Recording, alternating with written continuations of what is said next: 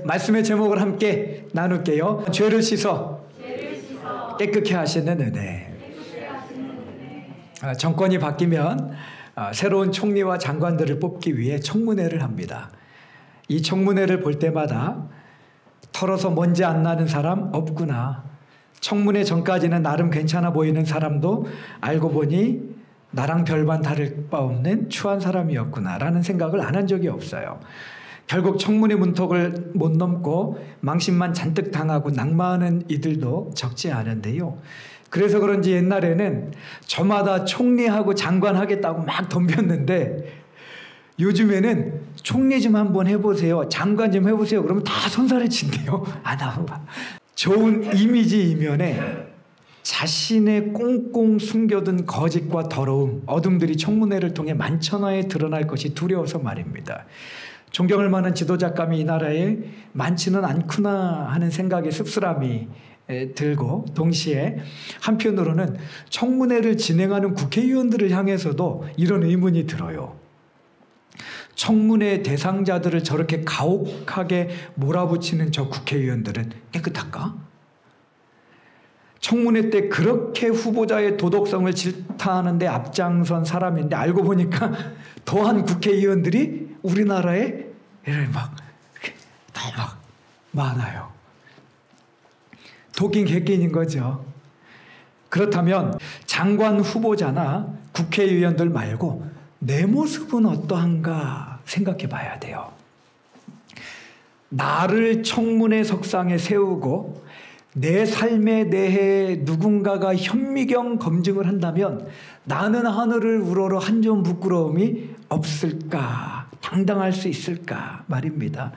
솔직히 저 역시 저를 청문회 자리에 세우고 저의 어렸을 때부터 지금까지 쫙 들춰내갖고 막 한다면 솔직히 부끄러워서 고개를 못 들 것 같아요.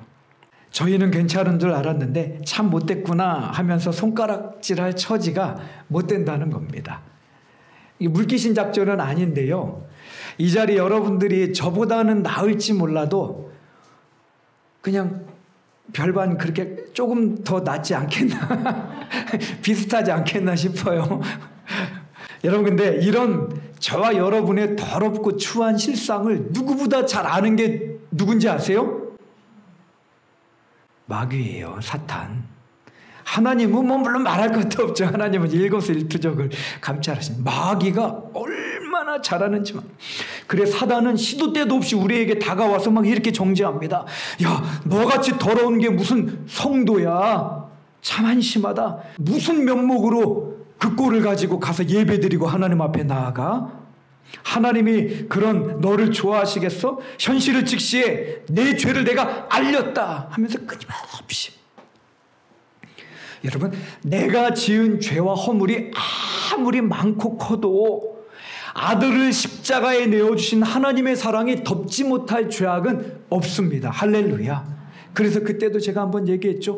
은혜가 내 죄를 이기게 해야 돼요. 여러분, 성도는 아무리 하나님 앞에 면목 없어도 은혜를 의지하여 주 앞에 나아가는 사람들입니다.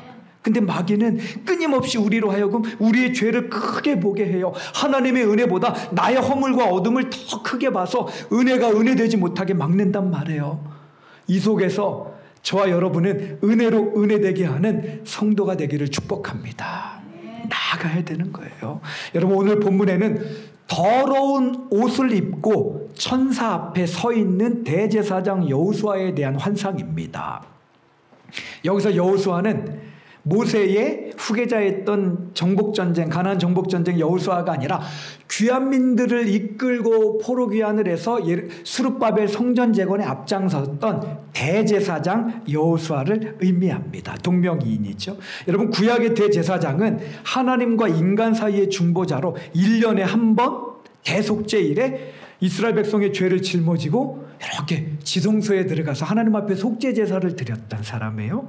그러니까 하나님 앞에 흠이 없으면 안 되는 거죠. 근데 오늘 본문에 보면 그렇게 흠이 없어야 될 대제사장이 더러운 옷을 입고 있다, 이렇게 나옵니다. 근데 여기서 여러분, 더러운 옷을 입고선 대제사장은 누구냐면 당시에 죄로 인해 더러운 가운데 있었던 귀환민들을 뜻하고, 그리고 또 누구라고요? 그 밑에 보면 오늘 죄 가운데 더러워져 있는 저와 여러분을 의미해요. 우리가 지금 그렇게 서 있다는 거예요. 자, 근데 이 1절은 이 여호수아가 여호와의 천사 앞에 서 있다라고 증언을 합니다. 이 여호와의 천사는 누구냐면 구약 시대에 나타났던 예수 그리스도를 의미해요. 그러니까 이 더러운 대제사장 옆에 누가 있냐면 예수님이 서 계신 거예요. 근데 우리 1절 말씀 한번 읽을게요. 1절 말씀 다 같이 읽겠습니다. 시작. 대제사장 여호수아는 여호와의 천사 앞에 섰고, 여호와의 천사는 예수님입니다. 그리고 사탄은 그의 어디에 섰다고요? 오른쪽에 서서. 자, 그를 대적했다 이렇게 나옵니다. 여러분, 성경에서 오른쪽은 힘 있는 자리, 권능, 우월을 의미합니다. 그러니까 사단이 오른쪽에 섰다는 건 우월한 자리에서 더러운 옷을 입고 있는 대제사장 여호수아를 향해서 뭐예요? 대적했다는 건 정죄했다는 거예요. 너는 더러워, 너는 쓸모없어, 너는 하나님 앞에 버림받은 자야, 하나님도 너를 사랑하지 않으셔. 끊임없이. 그러니까 청문회에서 융단 폭격을 당하듯이 사단 마귀가 그렇게 대제사장 여호수아를, 저와 여러분을 정죄하고 있는 그런 장면입니다. 가혹한 상황이죠. 여러분, 본문의 상황을 근데 법정 이미지로 보면 하나님은 다 가운데 있는 누구예요? 재판장. 그리고 오른편에서 우리를 정죄하는 마귀는 누구예요? 검사. 그리고 증인석에 서 있는 대제사장. 그리고 그 옆에 누가 있는 거예요? 예수님이 변호사로 함께 서 계신 그런 것 우리가 상상해 보면 돼요. 여러분, 이런 사단은 예나 지금이나 조금도 변하지 않아 오늘날 역시 우리의 우편에서 우리가 지은 온갖 죄악들을 들춰내며 하나도 빠짐없이 하나님 앞에 고발하는 역할을 해요. 하나님, 이게 이런 인간입니다.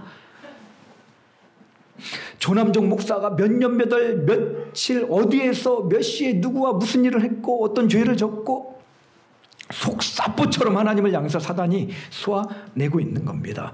여러분, 이 일을 통해 마귀는 우리에게 극심한 죄의식과 죄책감을 주입해서 예수님의 십자가를 보혈을 통한 죄사함의 믿음에서 우리를 이탈시키려고 용을 쓰고, 근데 여러분, 목회자들 중에도 이런 어떤 사단의 공격 가운데 넘어져서 정죄감 가운데 어쩔 줄 몰라 하는 사람들이 많아요. 우리 한밭제일교회를 담임했던 이용환 목사님의 그분의 솔직한 고백이에요. 들어보세요.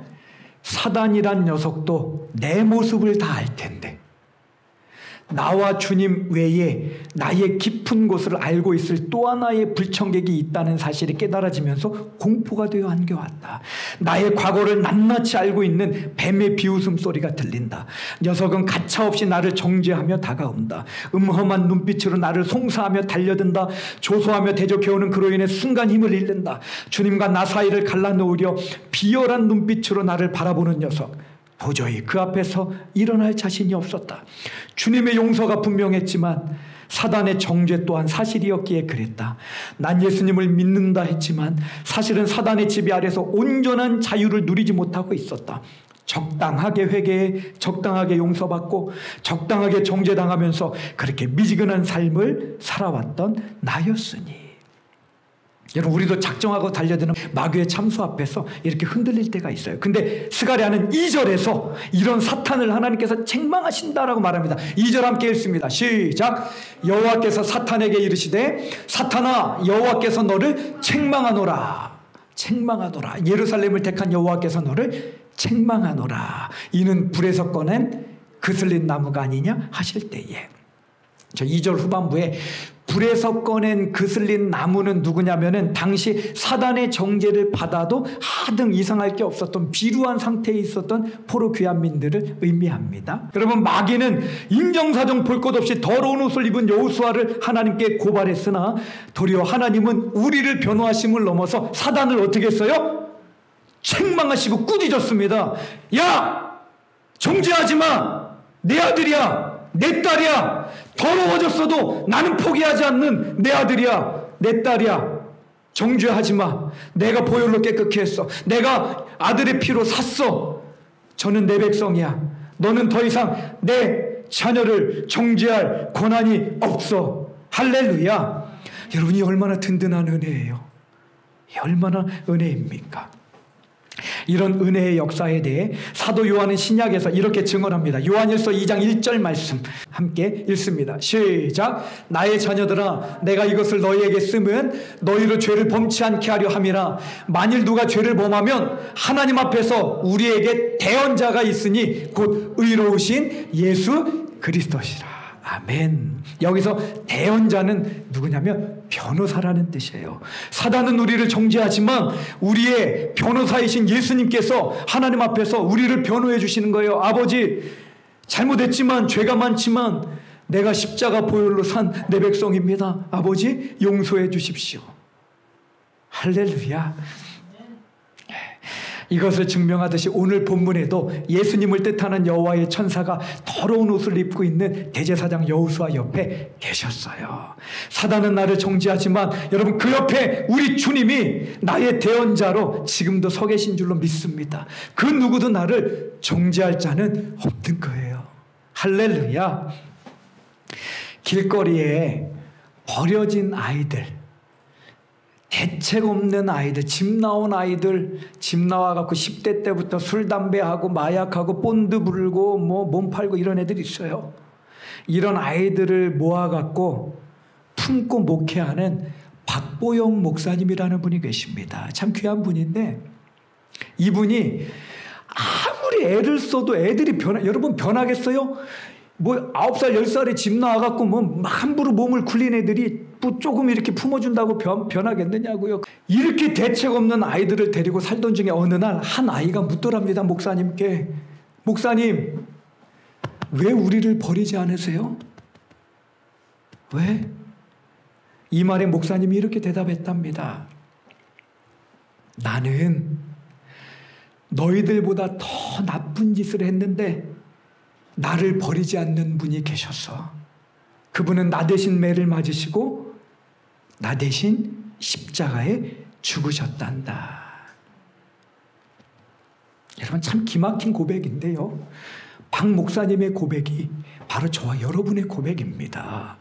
지금까지 지은 죄, 또 오늘도 여전히 짓고 있는 죄로 인해 12번도 더 망해도 싼 우리임에도 내 옆에 서셔서 고발하는 사탄의 입을 막으시고는 한없는 사랑으로 거듭 변호해 주시는 대제사장 예수님의 십자가와 중보의 은혜가 있기에 오늘도 우리가 여기 있을 수 있는 거예요. 할렐루야. 여러분 이게 얼마나 큰 은혜입니까? 변호하심의 은혜에 이어 스가랴는 3절 4절에서 더러운 옷을 입고 있던 대제사장 여호수아에게 아름다운 옷을 입혀주셨다라고 선포합니다. 우리 3절 4절 말씀 함께 읽겠습니다. 3절 4절 시작. 여호수아가 더러운 옷을 입고 천사 앞에 서 있는지라 여호와께서 자기 앞에 선 자들에게 명령하사 그 더러운 옷을 벗기라 하시고 또 여호수아에게 이르시되 내가 내 죄악을 제거하여 버렸으니 내게 아름다운 옷을 입히리라 하시기로. 할렐루야.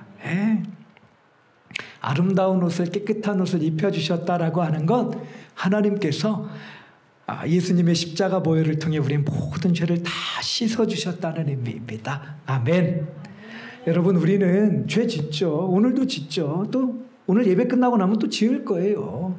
어떻게 보면 우리는 구제불능이에요. 그러나 여러분 이런 우리를 하나님께서 예수님의 십자가 보혈로 용서해 주셨다고 말씀하십니다. 할렐루야.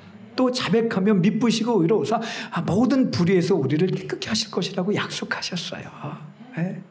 더 이상 여러분 우리가 정죄감 가운데 살지 않았으면 좋겠어요. 넘어질 수 있지만 여러분 보혈의 힘을 의지해서 우리는 다시 일어날 수 있는 거예요. 할렐루야. 사람은 죄를 지어서 죄인이 아니라 죄인이기 때문에 죄를 짓는 거예요. 문제는 이 세상 그 누구도 이 죄의 문제를 해결할 수가 없다는 겁니다. 다윗이 누구를 범해요? 밧세바. 다윗이 그 밧세바를 범하고 나서 죄를 짓잖아요. 간음죄를 진 거잖아요. 근데 다윗은 당대 최고의 권력가였었어요. 힘과 권력, 부귀, 영화 다 갖고 있었어요. 그러면 이 죄의 문제를 해결할 수 있어야 되잖아요. 근데 다윗이 이 음란죄를 짓고 나서 어떻게 행동합니까? 이 죄를, 고작 죄를 해결하려고 한다는 짓이 죄를 숨기기 위해서 충신 우리아를 기획살인해서 죽여버리잖아요. 죄를 숨기기 위해 더 큰 죄로 나아갔어요. 여러분, 이게 인간입니다. 사람은 죽었다 깨어나도 스스로의 힘으로는 죄의 문제 해결할 수 없습니다. 다만 죄의 짐과 사단의 정죄에 눌려 끙끙대며 살 뿐입니다. 근데 성경은 말합니다. 죄의 문제는 오직 하나님만 해결할 수 있으며 그 죄의 문제를 해결하려 하나님은 예수님을 내 죄를 속하시는 속죄 제물로 십자가에 죽이심으로 우리의 모든 죄를 사하셨다. 할렐루야.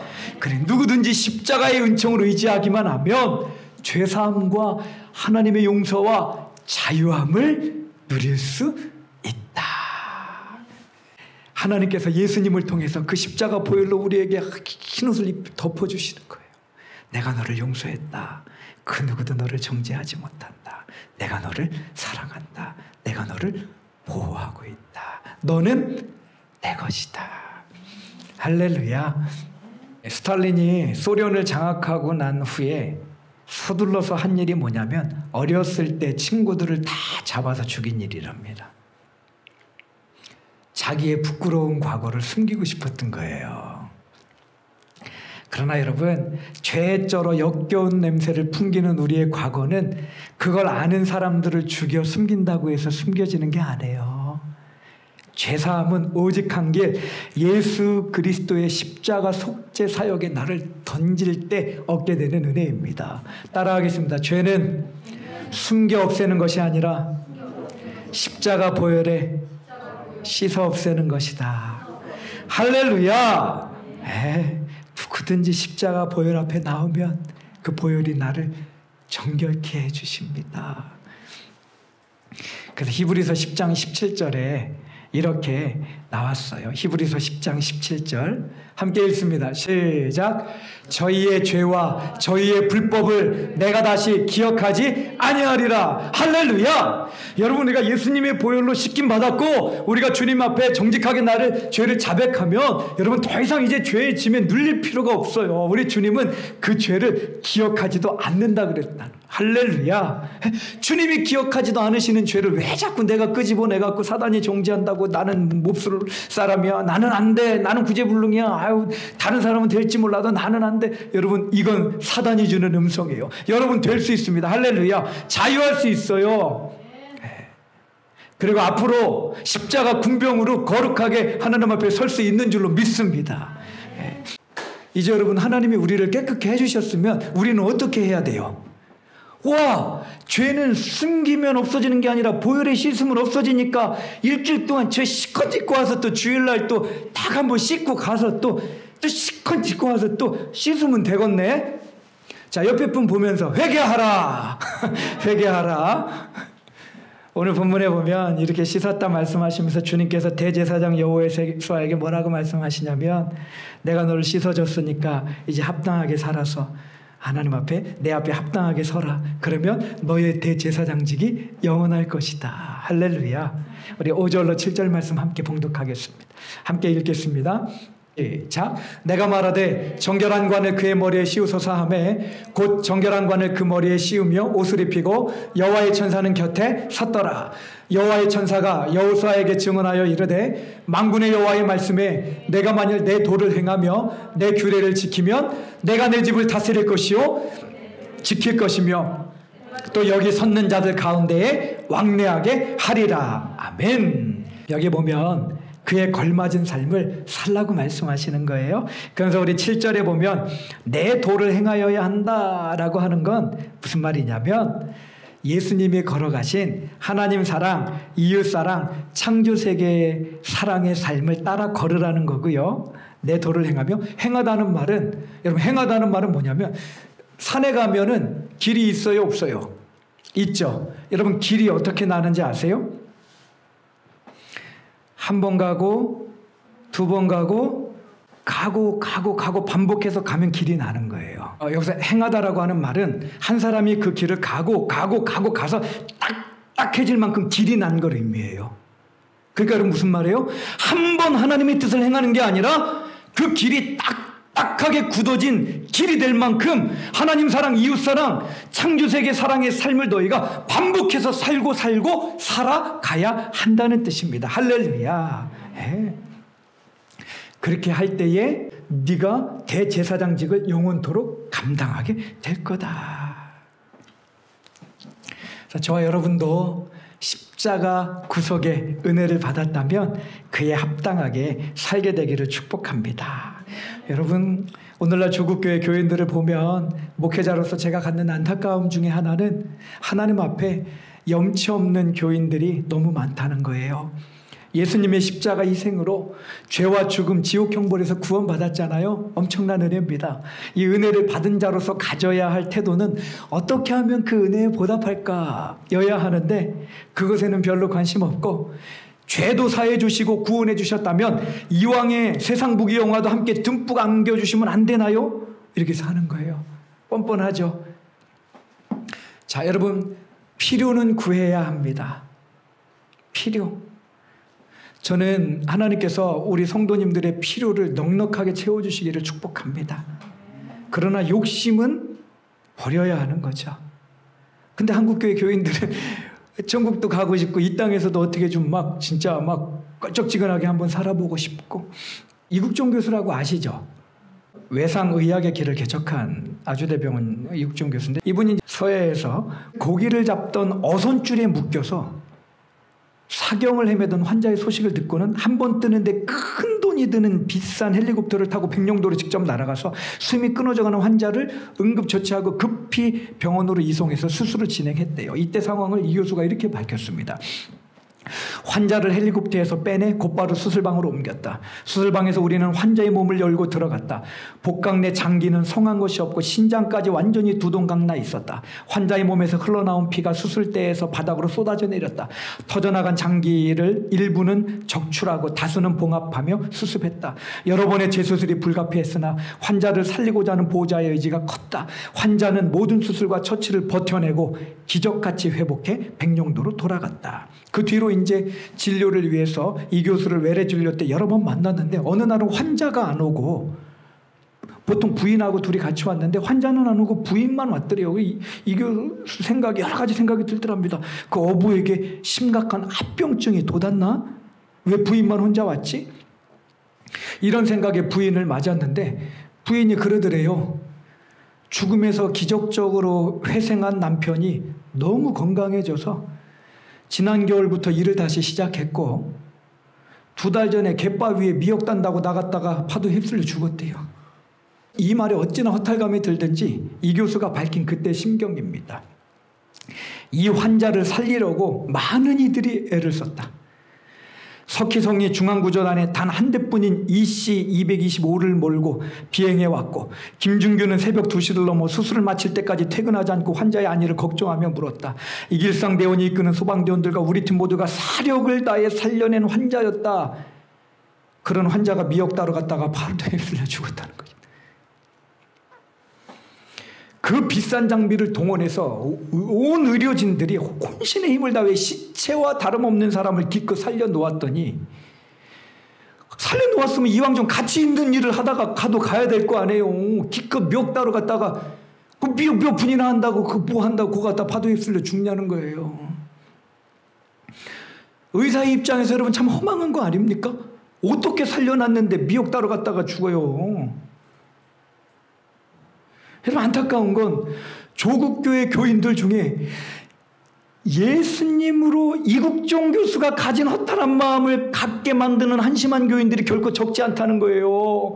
구제불능의 죄인인 우리를 예수님은 자신을 고통의 십자가에 내어주시는 값비싼 희생을 통해 우리를 구속해 주셨습니다. 이런 값비싼 희생을 통해 구원받은 우리는 당연히 주님의 뒤를 쫓아 하나님 사랑, 이웃 사랑, 또 공의와 정의로운 삶을 살아서 그 은혜에 보답해야 되잖아요.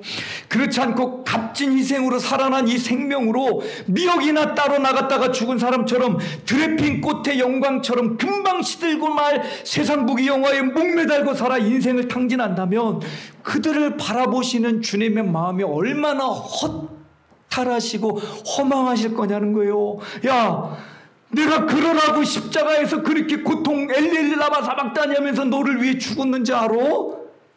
기껏 세상 사람들이 찾는 그거 하나 붙들려고 인생 당진하라고. 그거 아닌데. 그래서 보네포 목사님은 값싼 은혜, 값비싼 은혜, 값싼 은혜를 이야기하면서 이렇게 얘기해서 우리 다 같이 한번 읽겠습니다. 시작. 은혜를 값싸게 받으려는 것이 교회의 원수다.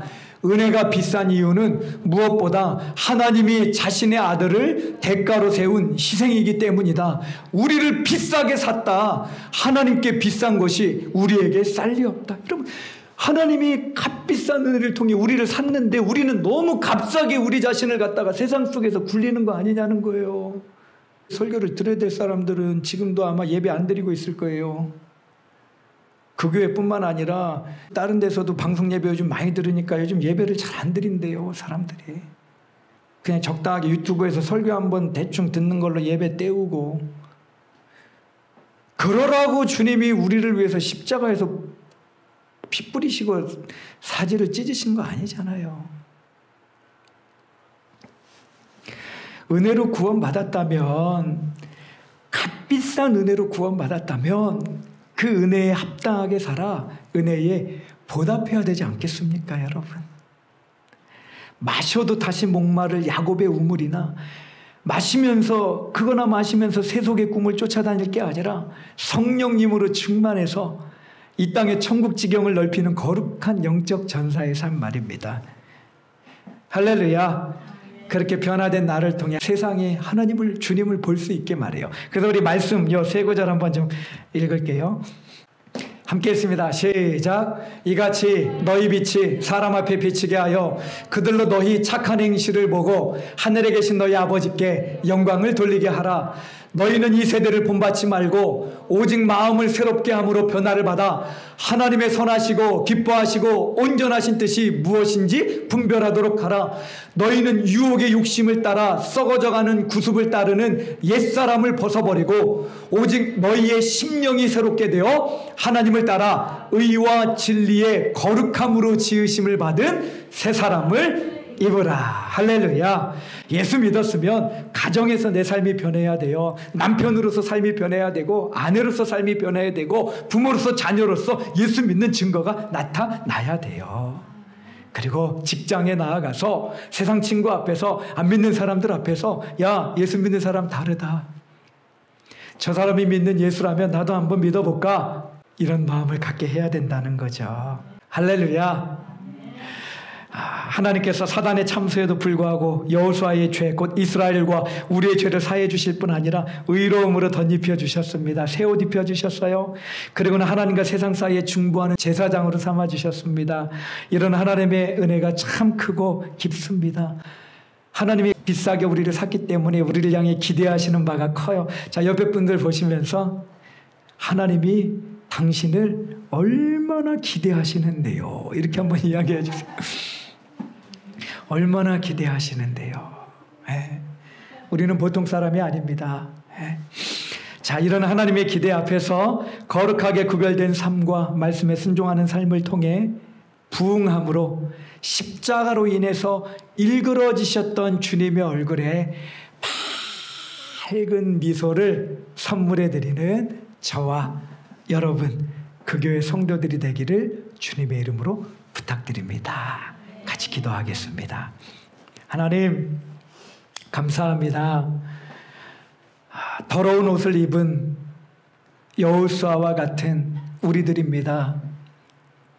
사단이 와서 더럽다고, 추하다고, 어둡다고, 악하다고 정죄해도 고개에 들 수 없는, 할 말 없는 우리들인데 이런 우리를 은혜로 사랑하셔서 아들을 십자가에 내어주사 그 주님의 십자가 보혈로 우리의 모든 죄를 대속해 주시니 감사합니다. 중보자이고 대언자이신 우리 주님, 사단이 정죄하는 가운데 우리 옆에 서셔서 정죄하는 사단을 꾸짖으시며 내 백성이라고 위로해 주시고 안아주시고 품어주시며 용서하시며 하나님 아버지 앞에서 변호해 주셔서 감사합니다.